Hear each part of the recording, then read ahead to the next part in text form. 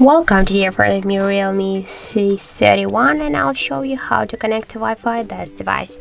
So first you should go into the settings application and then click here to the network and internet. Now just to activate Wi-Fi, click once on the switcher or click to the Wi-Fi settings and click on the switcher here.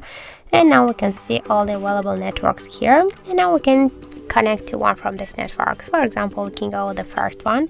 Here you should enter your device password and by this way, by click once on this checkbox, you can see the password. I have now some mistakes here, so now I'll just enter the password out of screen here.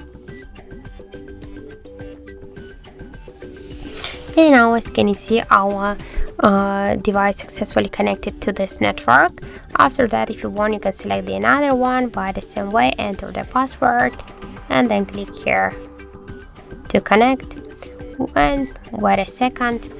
I just enter here just not right password, so we'll just we'll click here to forget. And now as can you see, our device successfully connected here to this network. Just to turn off Wi-Fi, click once here on the switcher again.